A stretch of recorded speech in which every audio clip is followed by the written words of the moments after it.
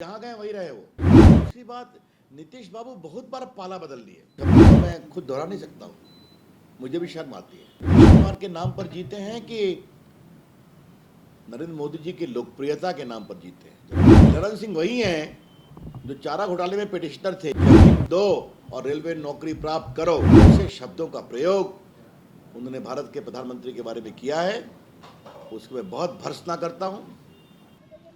JDU के राष्ट्रीय अध्यक्ष ललन सिंह ने प्रधानमंत्री को बेरुपया बताया। उसके बाद बिहार की राजनीति गर्म हो गई है। वहीं पूर्व केंद्रीय मंत्री रविशंकर प्रसाद ने प्रधानमंत्री के उस बयान को लेकर सीधे तौर पर ललन सिंह को जवाब दिया है। कहा कि ये शोभा उनके लिए नहीं देता, क्योंकि 2020 में जब वो चुनाव लड़े थे लोकसभा में मुंगेर में, तब वो किस के नाम पर जीत कर आए थे, प्रधानमंत्री के नाम पर या नीतीश कुमार के नाम पर।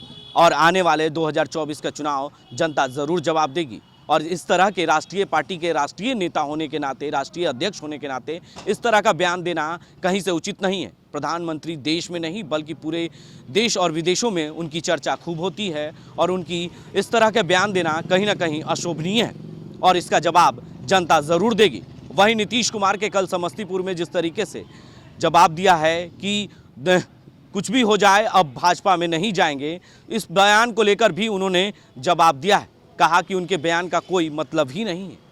पहले भी वो ये बात कह चुके हैं। क्या कुछ कह रहे हैं पूर्व केंद्रीय मंत्री रविशंकर प्रसाद, जरा वो बयान पहले आप सुने। जदयू के राष्ट्रीय अध्यक्ष श्री ललन सिंह का भारत के आदरणीय प्रधानमंत्री नरेंद्र मोदी जी के खिलाफ जो बहुत ही हल्की और गाली गलौज की भाषा का प्रयोग किया गया है, वो शर्मनाक है, भर्त्सना योग्य है और राजनीतिक शालीनता और मर्यादा की सारी सीमाएं लांघ गया है। मुझे नीतीश कुमार से सवाल करना है कि आपकी पार्टी एक राष्ट्रीय पार्टी होने का दावा करती है, आपके राष्ट्रीय अध्यक्ष की भारत के प्रधानमंत्री के बारे में टिप्पणी क्या उचित है? ये देश के गरीबों का अपमान है, ये देश के पिछड़ों का अपमान है। आज पूरा देश नहीं, पूरी दुनिया नरेंद्र मोदी जी का सम्मान करती है। और ये कौन सी सामंतवादी अहंकार की मानसिकता है जो भारत के प्रधानमंत्री के प्रति इस तरह से अपशब्दों का प्रयोग कर रही है, जिनका मैं उन शब्दों का मैं खुद दोहरा नहीं सकता हूं, मुझे भी शर्म आती है। ये हताशा है ललन बाबू की, ये हताशा है जदयू की, कहीं ना कहीं तल्खी है, अब वो अपनी अंदर की बात है। लेकिन मुझे ललन बाबू से एक सवाल पूछना है। 2019 में जो मुंगेर से वो लोकसभा जीते हैं, तो नीतीश कुमार के नाम पर जीते हैं कि नरेंद्र मोदी जी की लोकप्रियता के नाम पर जीते हैं? जरा मुझे बता दे तो हम भी जानते हैं। 14 में लड़े थे ना, अकेले 2 हो गए थे ना, खुद हार गए थे और बाद में आए। और दूसरी बात, ये उनकी पूरी टिप्पणी कोई नई नहीं है। ये ललन सिंह वही हैं जो चारा घोटाले में पिटिशनर थे, याद होगा आपको। 5 मामलों में लालू जी और सहयोगियों को सजा हो गई है। आज वो उसके बारे में क्या क्या बोलते हैं। पूरे रेलवे घोटाले को लेकर वो काफ़ी सक्रिय थे, जमीन दो और रेलवे नौकरी प्राप्त करो, जब लालू जी थे रेल मंत्री। आज वो कहते हैं सब फरेब है, सब झूठा है।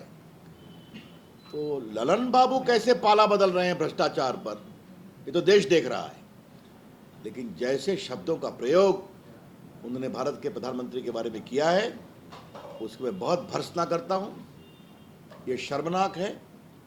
आज तक आज़ाद भारत में भारत के प्रधानमंत्री कोई भी हों, उनके बारे में इस तरह की सार्वजनिक टिप्पणी नहीं की गई है, और वो भी एक राष्ट्रीय पार्टी के राष्ट्रीय अध्यक्ष के द्वारा।